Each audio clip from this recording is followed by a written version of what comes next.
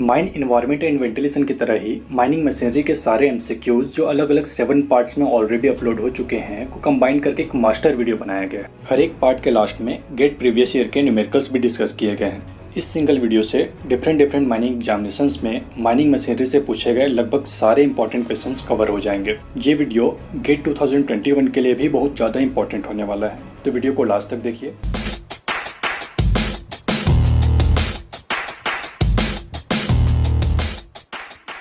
Mining machinery part 1.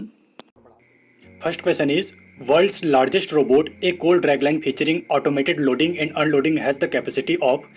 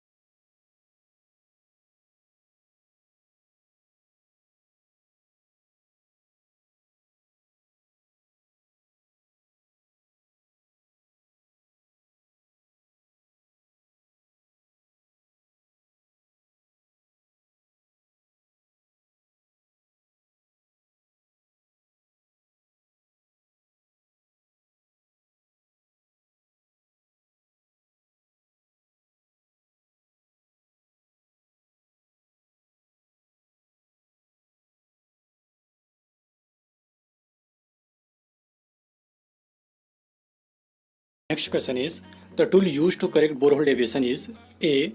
String shot, B. Whipstock, C. Ratchet, D. Kelly. String shot is a tool which is used to correct borehole deviation, so the right option is A. Next question is, rotation of impeller inside the pump forces water in the suction pipe. It is effected due to A. Revolution, B. Reduction, C. None of the given options, D. Suction. Right option is D. Suction. Next question is, name the method of speed control of large winders usually of above 800 kW. A. ABC filters, B. Ward-Leonard method, C. OBC filters, D. Rheostatic control method. Ward-Leonard is a speed control method of large winders usually of above 800 kW. So the right option is B. Next question is, what is the maximum permissible gradient for LHD? A 1 in 1, B 1 in 12, C 1 in 6, D 1 in 2. Maximum permissible gradient for LHD is 1 in 12, so the right option is B. Next question is, the angle between the vertical plane of pulley and the rope when the cage is at pit top or pit bottom is known as A. Angle of repose, B. Angle of draw, C. Angle of fleet, D. Angle of collimation. इसका भी answer आप पहले से जानते हैं, standards of drum winding system में पहले ही बताया जा चुका है. So we all knows right answer is C, angle of fleet. Next question is, according to the laws of governing a pump, the relationship between water quantity Q and rotation of impeller RPM is A. Q is equals to RPM, B. Q directly proportional to 1 by RPM, C. Q directly proportional to RPM, D. Q is greater than RPM. According to laws governing a pump, water quantity is directly proportional to rotation of impeller. So the right option is C. The affinity laws. The affinity laws are mathematical expressions that define changes in pump capacity, head, and brake horsepower when a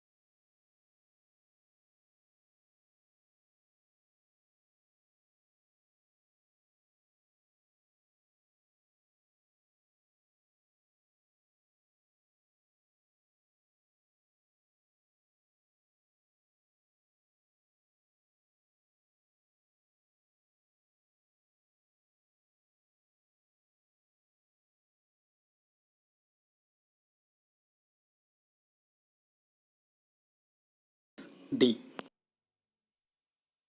Next question is, the following is not a continuous mining technology for surface mines. A. Soil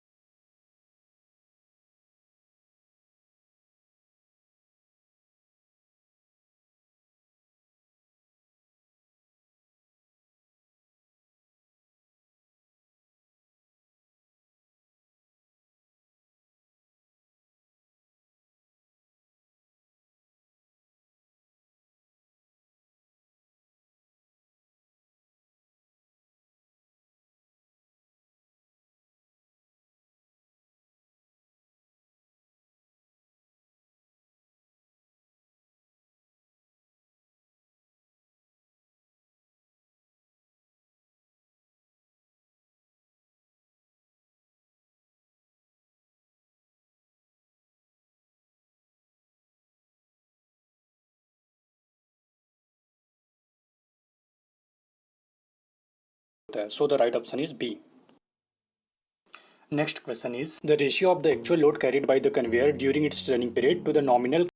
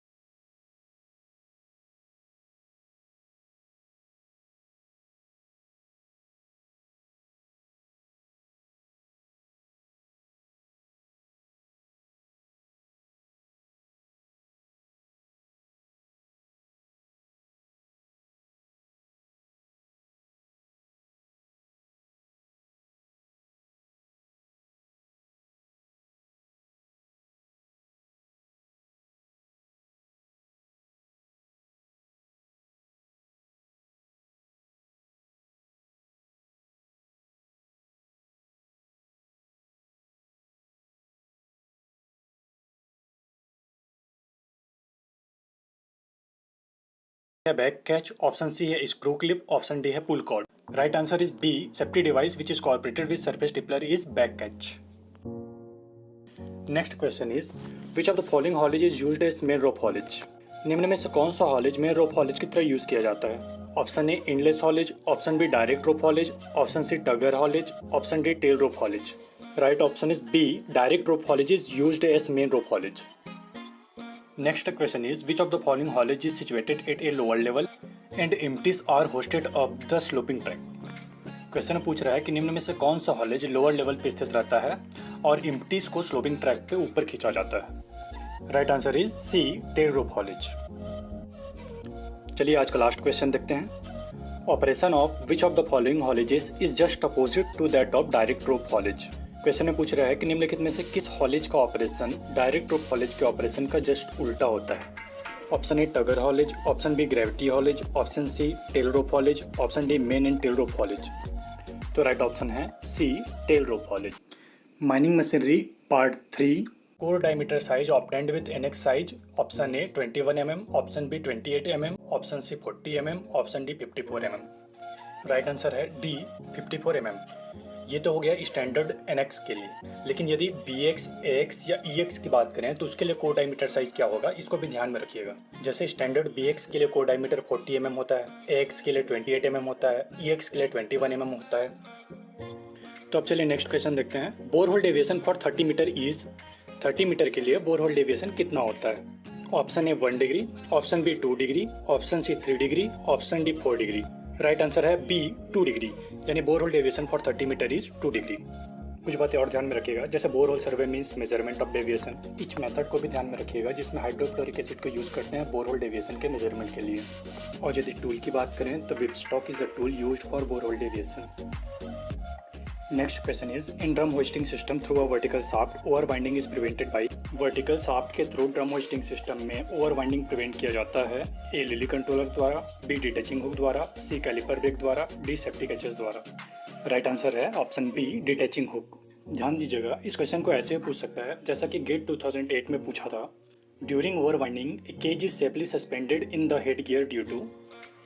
तो इसका भी right answer होगा detaching hook. इसके अलावा ध्यान में रखिएगा कि वाइंडिंग सिस्टम में वॉर्ड लेनार्ड सिस्टम प्रोवाइड किया जाता है जो कि केज के ओवर स्पीडिंग को प्रिवेंट करता है, जबकि ऑटोमेटिक कॉन्ट्रवेंस वाइंडिंग सिस्टम में ओवर स्पीडिंग और ओवर वाइंडिंग दोनों को प्रिवेंट करता है। लेकिन यदि कोपे वाइंडिंग की बात करें तो कोपे वाइंडिंग में गाइड के कन्वर्जेंस के थ्रू ओवर वाइंडिंग प्रिवेंट किया जाता है। Next question, in a same with locomotive haulage system the junction with main heading are staggered.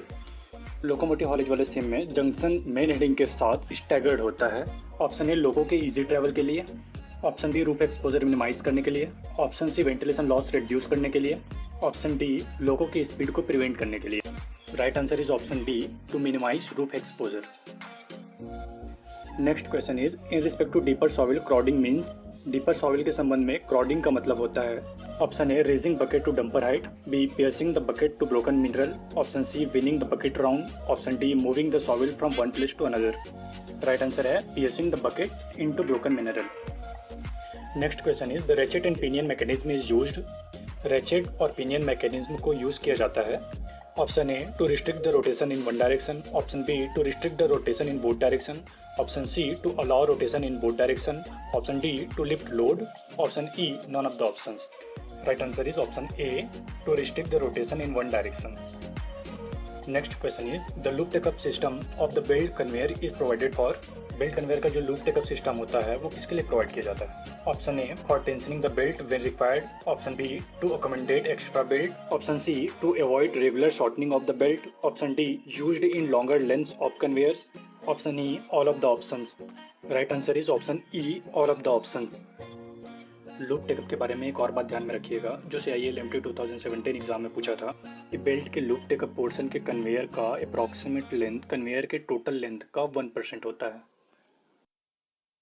Next question is, compressed air driven machines are generally designed for the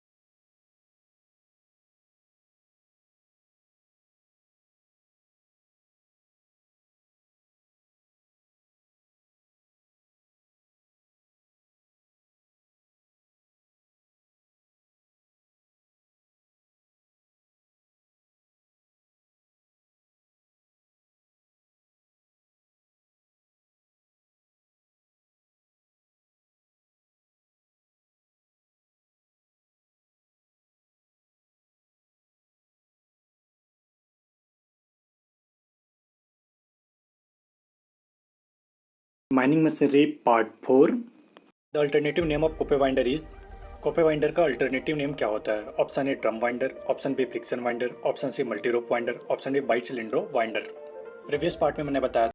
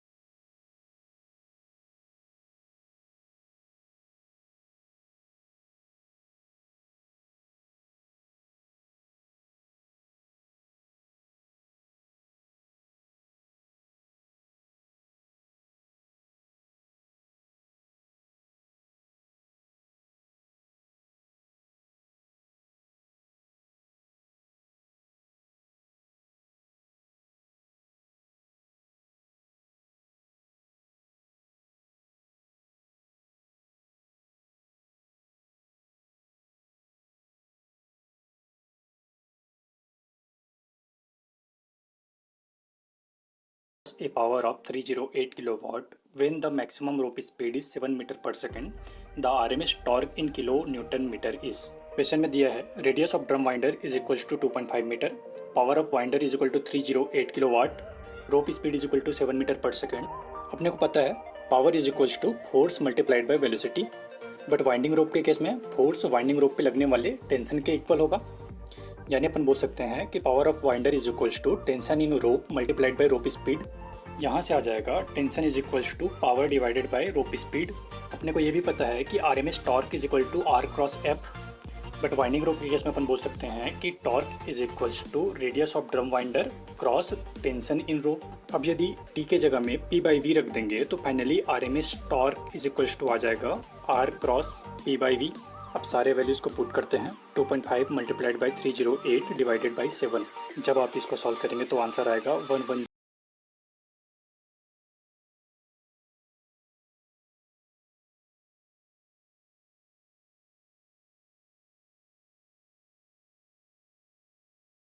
area of 0.09 metre square of bulk density 1.5 tonne per metre cube at speed 2 metre per second. The carrying capacity of the belt in tonne per hour is.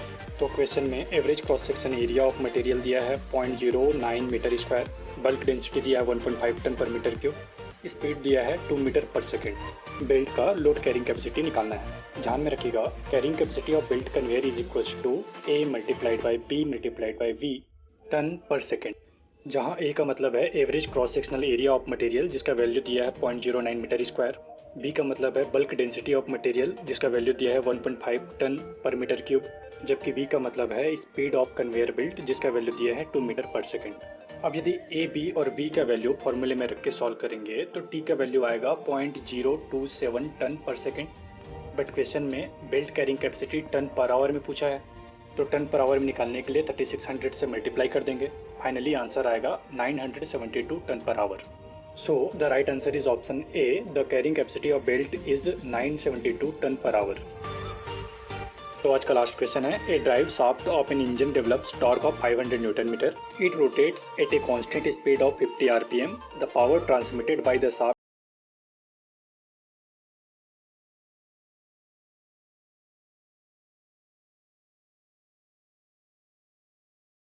में convert करने के लिए 2 divided by 60 से 50 को multiply कर देंगे. Finally angular speed आ जाएगा 5.23 radian पर सेकेंड.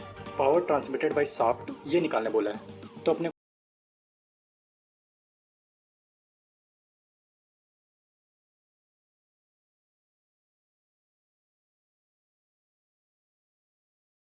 निकाल लेंगे टॉर्क डिवाइडेड बाई R. वैसे ही V इज इक्वल्स टू होता है ओमेगा R. अब आप यदि F और V को पावर के फॉर्मूले में रखते हैं तो एक नया फॉर्मूला निकल के आ जाएगा power is equals to omega tau. अब ओमेगा यानी रोटेशनल स्पीड का वैल्यू 5.23 और टाउ यानी टॉर्क का वैल्यू 500 पुट कर देंगे. और जब इसे सॉल्व करेंगे तो आंसर आएगा 2.615 kilowatt. Mining machinery part 5. Rope used for winding purpose is. Winding purpose के लिए कौन सा रोप यूज किया जाता है? A Lang's lay type, B ordinary lay type, C full locked coil rope, D half locked coil rope. Last part में हमने देखा था कि वाइंडिंग पर्पस के लिए flattened strand rope of Lang's lay type use किया जाता है. So the right answer is option A. Rope used for winding purposes is Lang's lay type. Next question is the lowest ratio of metallic cross sectional area to the rope cross sectional area occurs in. Metallic cross sectional area और rope cross sectional area का ratio lowest होता है A round strand rope, B flattened strand rope, C half locked coil rope, D full locked coil rope. Right answer है option D full locked coil rope. Next question is rope used for haulage transport in underground mine purposes is. Underground mine में haulage transport के लिए कौन सा रोप use किया जाता है? A Lang's lay type, B ordinary lay type, C full locked coil rope, D half locked coil rope. Last part में हमने देखा था कि हॉलेज ट्रांसपोर्ट के लिए लेंस ले और रेगुलर ले दोनों ही टाइप का रोप यूज किया जाता है, बट लेंस ले को ज़्यादा प्रेफर किया जाता है. So right answer is option A. Rope used for haulage transport in underground mine purposes is Lang's lay type. Next question is a 6x19 wire rope would be. एक 6x19 wire रोप का मतलब होता है, हमें पता है कि 6x19 वायर रोप का मतलब होता है कि उस वायर रोप में 6 स्ट्रैंड है और हर एक स्ट्रैंड में 19 वायर्स है. So the right answer is option C. 6 strands with 19 wires in each strand. Next question is direct rope haulage works in.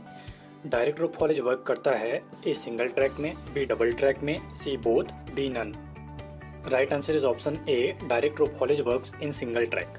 But यदि एंडलेस रोप हॉलेज की बात करें तो वो डबल ट्रैक में वर्क करता है। डायरेक्ट रोप हॉलेज के साथ स्लिप रिंग मोटर यूज होता है, तो एंडलेस रोप हॉलेज के साथ स्क्वायरल केज मोटर यूज होता है, जबकि ग्रेविटी हॉलेज में कोई भी मोटर की रिक्वायरमेंट नहीं होती है। एंडलेस रोप हॉलेज के साथ क्लिप डाउन पुली यूज होता है, तो ग्रेविटी हॉलेज के साथ jig pulley. Next question is endless rope haulage is suitable in. Endless rope haulage suitable होता है ए फ्लैट ग्राउंड में, बी अंडुलेटिंग रोडवे में, सी स्टीप ग्राउंड में, D none. Right answer is option A, endless rope haulage is suitable in flat ground. इसके अलावा ध्यान में रखिएगा, direct rope haulage is applicable for minimum gradient 12 degree. Main and tail rope haulage is suitable for undulating roadways and minimum gradient for gravity haulage operation is 14 degree. Next question is the type of rope haulage suitable for undulating roadways is. Undulating roadways के लिए कौन सा rope haulage suitable होता है? Option A direct rope haulage, option B endless rope haulage, option C gravity haulage, option D main and tail rope haulage. हमें पता है कि अंडुलेटिंग रोडवेज के लिए main and tail rope haulage use किया जाता है, so the right option is D. Next question is Clifton pulley is used in. Clifton pulley किस में यूज होता है? तो कुछ देर पहले मैंने बताया था कि एंडलेस रोप हॉलेज के साथ क्लिप्टान पुली यूज होता है, so the right answer is option B, Clifton pulley is used in endless rope haulage.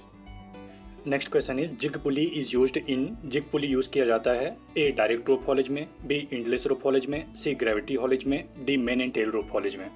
हमें पता है कि जिग पुली ग्रेविटी हॉलेज के साथ यूज किया जाता है, so the right option is C. इसके अलावा हमें यह भी पता है minimum gradient for gravity haulage operation is 14 degree. This is a haulage without any power or external source of power. Loaded tubs are transported from top of the incline to the bottom with the help of gravity, and simultaneously empty tubs moves from bottom to the top of the incline. Next question is slip ring motor is used in। Slip ring motor use होता है A direct rope haulage के साथ, B endless rope haulage के साथ, सी gravity haulage के साथ, D main and tail rope haulage के साथ। तो मैंने बताया था कि slip ring motor direct rope haulage के साथ यूज होता है, तो squirrel cage motor endless rope haulage के साथ यूज होता है, so the right option is A. Next question is squirrel cage motor is used in A direct rope haulage, B endless rope haulage, C gravity haulage, D main and tail rope haulage. Right answer is option B, squirrel cage motor is used in endless rope haulage. Next question is lemniscate bar is a component of. Lemniscate bar component होता है A road header का, B shield support का, C double ending ranging drum shearer का, D armoured face conveyor का। Lemniscate bar is a component of shield support, so the right answer is B. Next question is recapping of winding rope is done to. Winding rope का recapping किया जाता है A to increase flexural strength of rope, B to increase flexibility of rope, C to remove portion of rope subjected to deterioration, D to prevent rope from excessive rusting. Right answer is option C. Recapping of winding rope is done to remove portion of rope subjected to deterioration. Next question is maximum damage to a haulage rope is caused by। haulage rope का maximum damage किस कारण होता है? A fatigue, B wear and tear, C corrosion, D mine climate. Right answer is B. Maximum damage to haulage rope is caused by wear and tear. And next question is the sequence of attachments between the winding rope and the cage is। winding rope और cage के बीच लगे attachments का sequence क्या होता है? तो चलिए suspension gear arrangement के डायग्राम से देखते हैं कि उसका अटैचमेंट्स का सीक्वेंस क्या है। सबसे पहले है रोप, फिर केपल, फिर सेफ्टी हुक, इसको डिटैचिंग हुक भी बोलते हैं, फिर है एडजस्टिंग चेन, इसको बुल चेन भी बोलते हैं, उसके बाद है डिस्ट्रीब्यूशन प्लेट, इसको ट्रायंगुलर प्लेट भी कहते हैं, उसके बाद है केज चेन, सेफ्टी चेन और लास्ट में है केज हैंगर। तो जब आप आंसर चेक करेंगे तो सिर्फ डी ऑप्शन ही करेक्ट सीक्वेंस में है, so the right answer is D. Next question is function of rotary brush in belt conveyor system is. Belt conveyor system में रोटरी ब्रश का क्या फंक्शन रहता है? ए क्लीनिंग डिवाइस है, B safety device है, C braking device है, D increasing angle of wrap. Right answer is A cleaning device. Next question is axial thrust in a turbine pump acts. Turbine pump में axial thrust act करता है A from suction side to delivery side, B from delivery side to suction side, C perpendicular to the pump shaft, D in the delivery pipe. तो ध्यान में रखिएगा, in turbine pump axial thrust acts from delivery side to suction side, so the right option is B. Next question is two belt conveyors load a ground bunker each at rate of 400 ton per hour which is initially filled with 10,000 ton of coal. Coal is discharged from bottom of the ground bunker onto a belt conveyor at a rate of 1200 ton per hour. The time elapsed in hours before the bottom conveyor start to operate below its rated capacity is। ध्यान दीजिएगा question में क्या बोल रहा है, दो belt conveyor यानी belt conveyor 1 और बेल्ट कन्वेयर 2 दोनों का कैपेसिटी 400 टन पर आवर है, ग्राउंड बंकर पे लोड कर रहा है। यानी ग्राउंड बंकर पे total load 800 ton per hour आ रहा है, जबकि ग्राउंड बंकर के बॉटम से कोल डिस्चार्ज हो रहा है 1200 टन पर आवर। यानी ग्राउंड बंकर में 800 ton coal per hour load हो रहा है तो 1200 ton coal per hour discharge हो रहा है। यानी net discharge is equals to 1200 minus 800 is equals to 400 ton per hour. Bunker में 10,000 टन कोयला पहले से था, यानी 10,000 टन कोल को डिस्चार्ज होने में लगने वाला समय is equals to 10,000 divided by 400। So the time elapsed before the bottom conveyor starts to operate below its rated capacity is equals to 25 hours. Next question is, in a coal handling plant, wagons of 8 meter length are loaded at rake travel speed of 0.48 km per hour. The chute loading rate is 6,000 tons per hour. As the rake moves continuously, the chute stops for total 24 seconds in between two wagons. The total quantity of coal in ton loaded in each wagon is। तो ध्यान दीजिएगा, length of wagon कितना दिया है 8 metre, shoot loading rate कितना दिया है 6000 ton per our. 6000 ton per our को अगर टन पर सेकंड में कन्वर्ट करेंगे तो क्या होगा 6000 डिवाइडेड बाय 3600, यानी chute loading rate is equals to 1.67 ton per second. Rake travel speed क्या दिया है 0.48 किलोमीटर पर आवर। यदि आप इसे मीटर पर सेकंड में कन्वर्ट करें तो ये होगा 0.133 meter per second. Chute stopping time between two wagons is equals to 24 second. Loading time of each wagons is equals to length of wagons divided by rake speed minus chutes stopping time, यानी 8 divided by 0.133 minus 24 is equals to 60 minus 24 is equals to 36 second. यानी हर एक wagon को load होने में 36 second लग रहा है, जबकि chute loading rate 1.67 ton per second है। Therefore quantity of coal loaded in each wagon is equals to 1.67 multiplied by 36 is equals to 60 ton. So the right answer is B. तो चलिए आज का लास्ट क्वेश्चन देखते हैं। The RMS torque of 3.8 meter diameter winder is 109 kilo newton meter. If the rope speed is 7.6 meter per second, the motor power required to run winder is। Question में torque is equal to दिया है 109 kilo newton meter, drum diameter दिया है 3.8 metre, यानी radius हो जाएगा 1.9 metre, रोप speed दिया है 7.6 meter per second.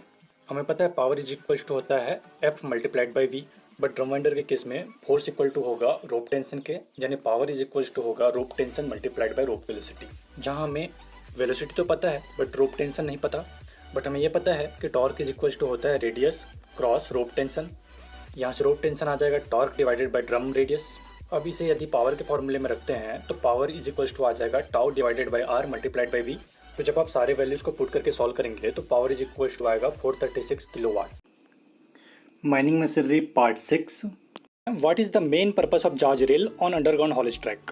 Underground haulage track में जाज रेल का मेन पर्पस क्या होता है। Option A to provide smooth running of tubs, option B to avoid derailment of tubs, option C to avoid over speeding, option D to maintain good alignment of track.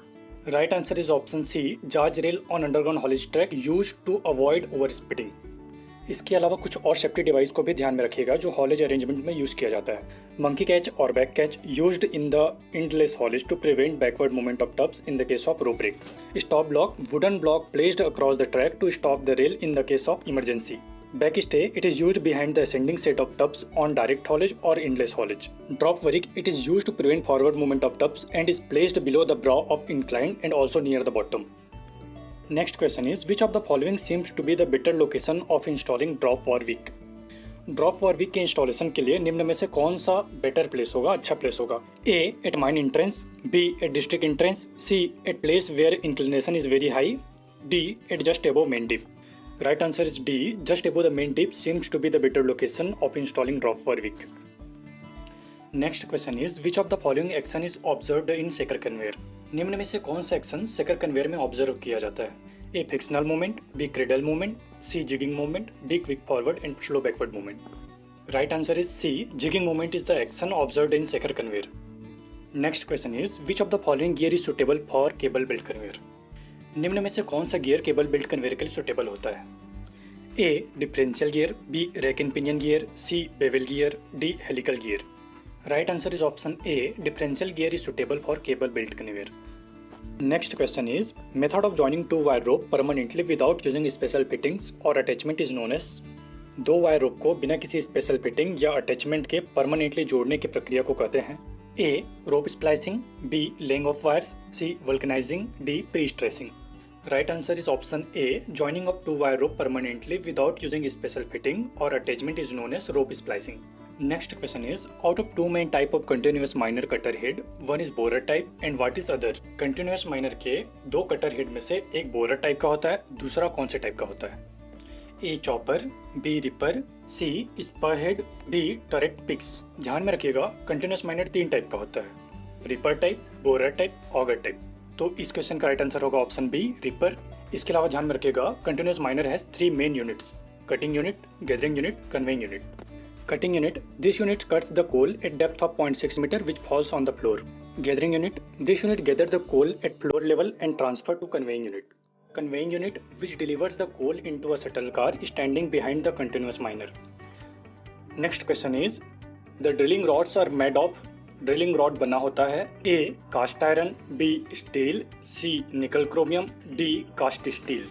Right answer is option C, drilling rods are made of nickel chromium. Next question is, in percussive drilling rock is broken by following action: A crushing, B chipping, C both, D none of the above. Right answer is option B, in percussive drilling rock is broken by chipping action.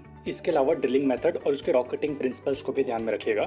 Diamond drilling work on rock cutting principle of rotary abrasive, percussive drilling work on impact action, rotary roller drilling work on cutting and flogging, jet purchasing work on thermal spelling.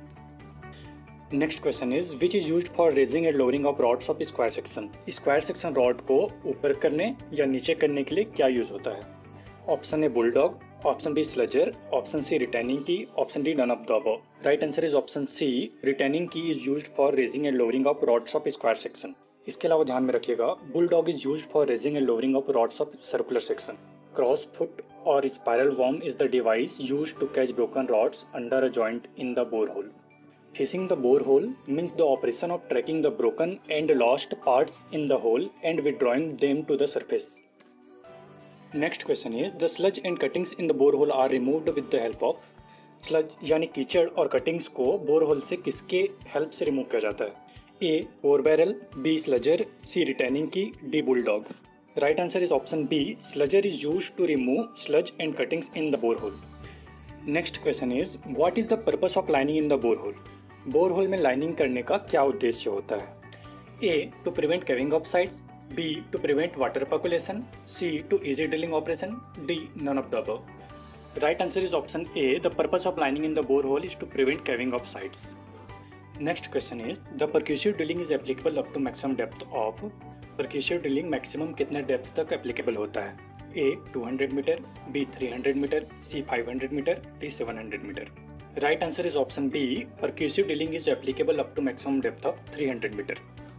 इसके अलावा ध्यान में रखिएगा, diamond drilling is applicable up to maximum depth of 3000 metre, churn और cable drilling is applicable up to maximum depth of 600 metre, and manual drilling is possible up to maximum depth of 30 metre. Next question is, single tube core barrel is suitable for recovering core from rock of. A soft rock, B friable rock, C homogeneous rock, D hard rock. Single tube core barrel homogeneous type के rock के लिए suitable होता है, so the right option is C. इसके अलावा ध्यान में रखिएगा, double tube core barrel is suitable for soft and friable rock. Next question is, borehole survey means. Borehole survey मतलब होता है A measurement of deviation, B measurement of depth, C measurement of time taken, D none of the above. Right answer is option A, borehole survey means measurement of deviation. इसके अलावा ध्यान में रखिएगा, पहले भी बता चुका हूँ, एक बार फिर से बता रहा हूँ, borehole deviation for 30 metre is 2 degree. The tool used for borehole deviation is whip stock. Next question is, in etch method which acid is used to measure borehole deviation. Etch method में borehole deviation के measurement के लिए कौन सा acid use किया जाता है? A sulphuric acid, B hydrochloric acid, C nitric acid, D hydrofluoric acid. Right answer is option D, in etch method hydrofluoric acid is used to measure borehole deviation. Next question is, bentonite chemical is used for. Bentonite chemical को use किया जाता है A for sealing cracks, B for preparing mud flush, C for surveying borehole deviation, D none of the above. Right answer is B, bentonite chemical is used for preparing mud plus? Next question is the improved technique of removal of core during drilling without raising the drill rods. A. Double tube core barrel. B. X-ray drilling. C. Wireline drilling. D. Side coring. Right answer is C. Wireline drilling is the improved technique of removal of core during drilling without raising the drill rods. इसके अलावा ध्यान में रखिएगा drilling used for controlling the course of a borehole so as to follow predetermined path is directional drilling. Next question is, in a sub-level stop, 20 meter high excavation is made with the ring drilling in a 6 meter wide ore body. In an effective shift time of 6 hours, 3 rings are blasted resulting 9 meter extraction length. LHDs of 5 meter cube bucket capacity and cycle time of 5 minutes are used for ore transportation. The number of LHDs required for this operation is. Question में देखिए excavation height दिया है 20 metre और ओर body का width दिया है 6 metre, जबकि blasting के बाद एक्सट्रैक्शन लेंथ आता है 9 मीटर. यानी ब्लास्टिंग में टोटल मटेरियल जो टूटेगा 20 multiplied by 6 multiplied by 9 is equals to 1080 metre cube. Number of LHD required for this operation ये निकालना, यानी 1080 मीटर क्यूब को हैंडल करने के लिए कितना LHD रिक्वायर्ड रहेगा ये अपने को क्वेश्चन में पूछा है. एक LHD का कैपेसिटी कितना दिया है 5 मीटर क्यूब. साइकिल टाइम कितना दिया है 5 मिनट, यानी 5 मिनट में एक साइकिल कंप्लीट करता है. तो 1 घंटे यानी 60 मिनट में 60 डिवाइडेड बाई 5 यानी 12 साइकिल कंप्लीट करेगा. यानी total number of cycles in 6 hour is equals to 12 multiplied by 6 is equals to 72 times. यानी एक LHD अकेले 6 घंटे में 72 मल्टीप्लाइड बाई 5 यानी 360 मीटर क्यूब मटेरियल हैंडल कर लेगा. तो 1080 मीटर क्यूब ओर के ट्रांसपोर्टेशन के लिए required LHD is equals to 1080 divided by 360 is equals to 3. यानी number of LHD required for this operation is 3. Next question is an SDL of 1 ton capacity operates with a cycle time of 6 minutes. The dimension of face is 4 x 3 meter. 5 blasts are conducted per shift with an average pull of 1.2 meter. If the density of blasted coal is 0.8 ton per meter cube, the time required by SDL in the shift to lift all prepared coal in hour is. Question में देखिए face dimension दिया 4 x 3 metre यानी height 4 metre width 3 metre और बोल रहा है कि एक शिफ्ट में 5 ब्लास्ट कंडक्ट होता है और एवरेज पुल 1.2 मीटर आता है. यानी total pull per shift is equals to 5 multiplied by 1.2 is equals to 6. Density of blasted coal दिया है 0.8 ton per metre cube. Total coal prepared per shift is equals to 4 multiplied by 3 multiplied by 6 multiplied by 0.8 is equals to 57.6 ton. SDL capacity दिया है 1 ton. Cycle time दिया है 6 minute यानी 6 minute में एक trip complete करता है. Number of trip per hour is equal to 60 divided by 6 is equal to 10. यानी 1 घंटे में टोटल 10 ट्रिप कोल लिफ्ट करेगा. SDL की कैपेसिटी 1 टन है यानी 10 ट्रिप के हिसाब से 10 टन कोल लिफ्ट करेगा. तो 57.6 टन कोल को लिफ्ट करने में लगने वाला समय is equal to 57.6 divided by 10 is equal to 5.76 hours. Next question is, in a direct rope haulage operating along a 1500 meter long incline, 180 tons of coal is hauled in 7 hours. The average rope speed is 7.5 km per hour. The seat changing time for the tubs is 2 minutes each at the top and bottom of the incline. If the tub capacity is 1 ton, the number of tubs in the set is. Speed of haulage दिया 7.5 kilometre per hour. यदि इसे metre per minute में convert करेंगे तो 7.5 multiplied by 1000 divided by 60 is equals to 125 metre per minute. Time required for full journey यानी जब loaded रहेगा तब कितना टाइम लगेगा is equals to 1500 divided by 125 is equals to 12 minute. Loaded tubs को 12 मिनट लग रहा है तो जब वो खाली आएगा तब भी 12 मिनट लगेगा. So the time required for empty journey is also 12 minute. इसके अलावा क्वेश्चन में दिया है time required for shed changing each at top and bottom is 2 minute. यानी time required for shed changing हो जाएगा 2 + 2 is equals to 4 minute. So the total time required for one complete trip is equals to 12 + 12 + 4 is equals to 28 minute.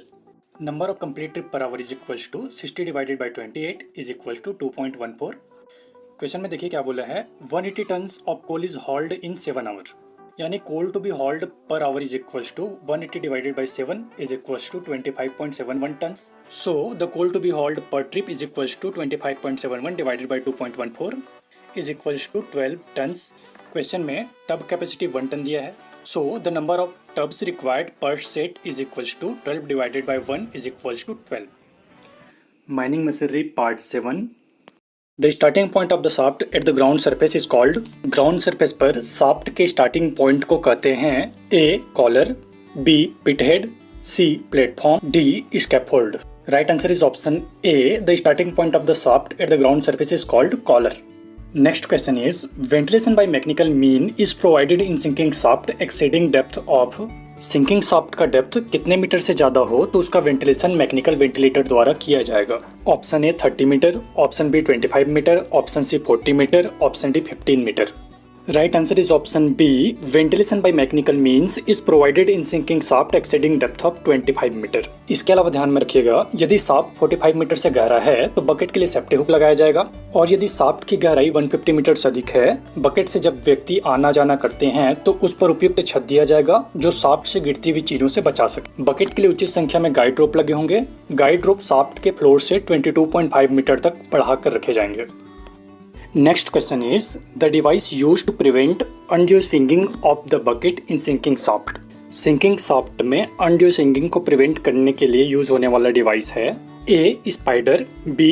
Kibble, C. Scaffold, D. Rider. Right answer is D. The device used to prevent undue sinking of bucket in sinking shaft is rider. Next question is, the method of sinking through loose deposit of sand up to 20 meter is. Option A piling system, option B open caisson, option C tubbing, option D cementation. Right answer is option A. The method of sinking through loose deposit of sand up to 20 metre is piling system. इसके अलावा ध्यान में रखिएगा, the method of sinking through loose deposit of sand up to 60 metre is open caisson. The method of sinking through alternate loose and tough strata up to 60 metre is forced drop. The method of sinking where there is ground filling problem or considerable inrush of water up to depth of 30 meter pneumatic caisson. Method of sinking in unstable and friable strata with heavy inrush of water, freezing method. The method of sinking used through any fissured water bearing strata except in running sand is cementation. Next question is, in freezing method of shaft sinking which is used for circulation? A. Hydrochloric acid, B. Nitric acid, C. Calcium chloride, D. Sodium chloride. Right answer is option C. In freezing method of shaft sinking, calcium chloride is used for circulation. इसके अलावा ध्यान में रखिएगा, in freezing method of shaft sinking, the removal of ice wall after the completion of sinking by sending hot brine through holes is known as thawing, and the process of treating holes with chemicals in cementation method is defreezing. Next question is, in cementation method, the hole treated with chemicals are called A. treating holes, B. test holes, C. product holes, D. weeping holes. Right answer is option C. cementation method में chemicals के साथ जो hole treat किया जाता है उसे product hole कहते हैं। Next question is, the mode of entry shall be shaft if the coal seam lying depth more than minimum. coal seam कितने मीटर से ज़्यादा डेप्थ पे लाई करेगा तो मोड ऑफ एंट्री शाफ्ट होगा। A. 20 metre, B. 30 metre, C. 40 metre, D. 50 metre. Right answer is B. The mode of entry shall be shaft if the coal seam lying depth more than by minimum 30 meter. Next question is, diesel locomotive are not allowed where methane percentage exceeds in general body of air. General body of mine air में methane कितने percentage से अधिक हो तो diesel locomotive allowed नहीं होता है। A. 0.75%, B. 1.25%, C. 0.5%, D. 1%. Right answer is B. Diesel locomotive are not allowed where methane percentage exceeds in general body of air 1.25%. Next question is, to remove oxides and aldehydes from exhaust gases, locomotives are fitted with. Oxides और aldehydes को locomotive के exhaust गैसों से remove करने के लिए उसमें क्या फिट होता है? Option A dust trap, option B gas collectors, option C exhaust conditioners, option D none. Right answer is option C. To remove oxides and aldehydes from exhaust gases, locomotive are fitted with exhaust conditioners. Next question is, the maximum length of rope haulage is. Rope haulage का maximum length होता है A. 1000 metre, B. 800 metre, C. 600 metre, D. 450 metre. Right answer is C. The maximum length of rope haulage is 600 metre. हमें पता है कि रोप haulage को 4 और type में क्लासिफाई कर सकते हैं: direct rope haulage, main and tail rope haulage, endless rope haulage, gravity haulage, जिसके बारे में अपन पहले भी डिस्कस कर चुके हैं। तो इसको और टाइम न देते हुए अगला क्वेश्चन देखते हैं। The preferable speed of belt conveyor is. Belt conveyor का प्रेफरेबल स्पीड होता है A. 20 to 30 metre per minute, B. 30 to 45 metre per minute, C. 45 to 60 metre per minute, D. 45 to 150 metre per minute. Right answer is C. The preferable speed of belt conveyor is 45 to 60 metre per minute. इसके अलावा और भी questions जो exam में belt conveyor के बारे में पूछे जाते हैं उसको भी ध्यान में रखिए। जैसे the limiting gradient for the conveyor with rubber coating without braking arrangement is 1/5। The limiting gradient for conveyor with rubber coating with thruster brake arrangement is 1/3। Compared to trough belt, the carrying capacity of the flat belt is 50%. The maximum lump size carried by the belt conveyor is limited to about 50% of the belt width. The belt conveyor are extended generally after 90 meter advance of the roadway.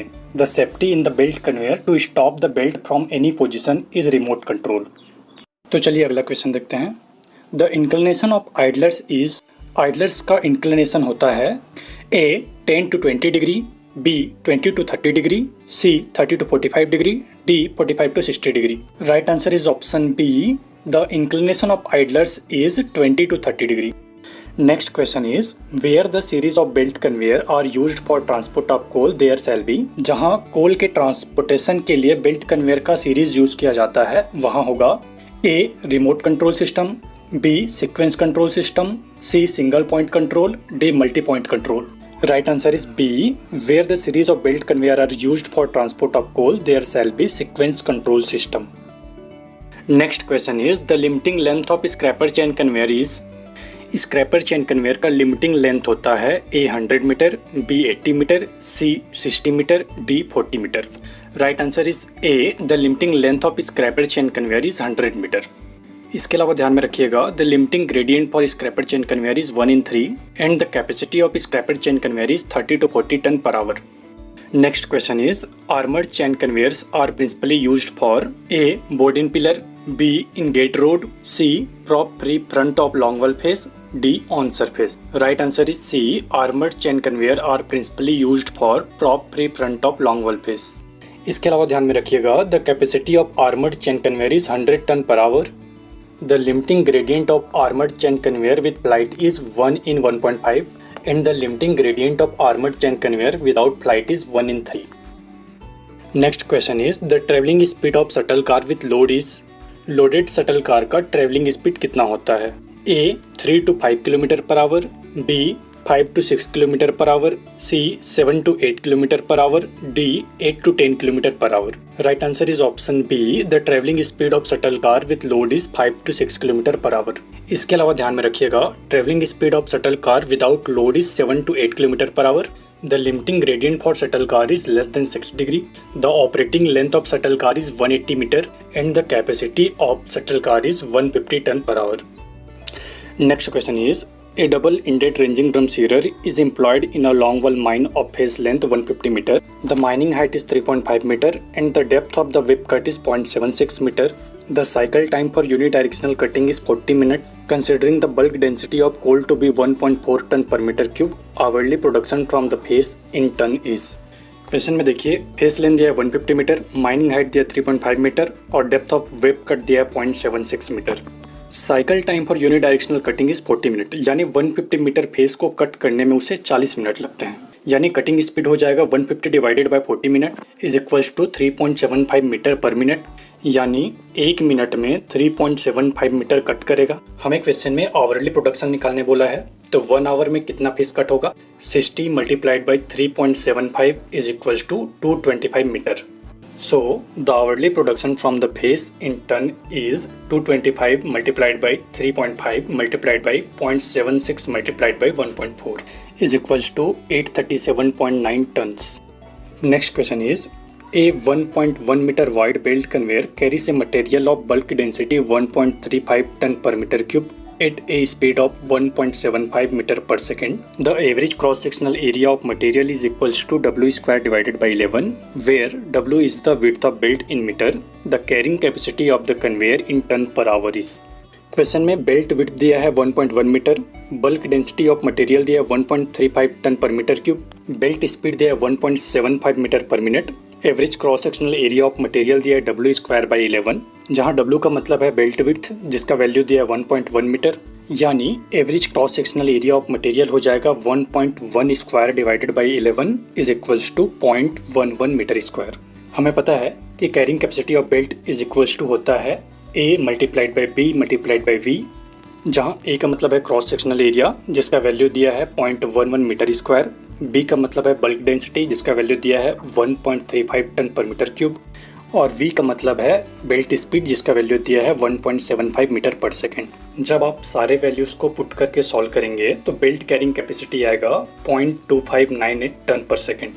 But question में ton per hour में निकालने बोला है, तो 3600 से और multiply कर देंगे तो आंसर आ जाएगा 935.55 टन पर आवर। तो आज का लास्ट क्वेश्चन है, in a short wall panel coal is extracted from the face by a continuous miner having a rate of production 30 ton per hour. Coal having a specific gravity of 1.4 is transported by shuttle car of capacity 0.9 meter cube each to a feeder breaker located 60 meter from the face.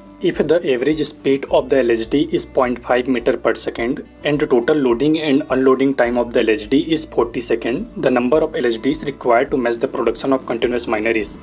Question में continuous minor production दिया है 30 ton per our, कोल का specific gravity दिया है 1.4, shuttle car का capacity दिया है 0.9 metre cube, यानी coal can be transported per trip is equals to 1.4 multiplied by 0.9 is equals to 1.26 ton. Average speed of LHD दिया है 0.5 मीटर पर सेकेंड। इस क्वेश्चन में शटल कार और एलएचडी दोनों का मतलब एक ही है। वैसे दोनों का मतलब एक नहीं होता है, दोनों की कैपेसिटी में और स्पीड में फर्क होता है, बट इस पर्टिकुलर क्वेश्चन में दोनों का मतलब एक ही है। Average speed of LHD is equals to 0.5 metre per second, यानी time required for full journey is equals to 60 multiplied by 0.5 is equals to 120 second. जितना टाइम जाने में लगेगा उतना टाइम वापस आने में भी लगेगा, so the time required for empty journey will also be 120 second. Loading unloading time question में दिया है 40 सेकंड, यानी time required for one complete trip is equals to 120 plus 120 plus 40 is equals to 280 second. Second को minute में convert करेंगे तो 280 divided by 60 is equals to 4.66 minute, यानी 4.66 minute में एक कंप्लीट ट्रिप हो जाता है। So the number of complete trip per hour is equals to 60 divided by 4.66 is equals to 12.85। Continuous miner per hour 30 ton coal produce करता है, यानी coal to be handled per hour is equals to 30 ton. तो coal per trip handle करना पड़ेगा 30 divided by 12.85 is equals to 2.33 ton. अपने पास जो shuttle car या एलएचडी है उसका कैपेसिटी है 1.26 टन, जबकि हमें पर ट्रिप 2.33 टन हैंडल करना है। So the number of LHDs required is equals to 2.33 divided by 1.26 is equals to 1.85, यानी the number of LHDs required to match the production of continuous miner is 2। So that's all for today. Thanks for watching. If you like the video, hit the like button, share this video and subscribe our YouTube channel for more mining related videos.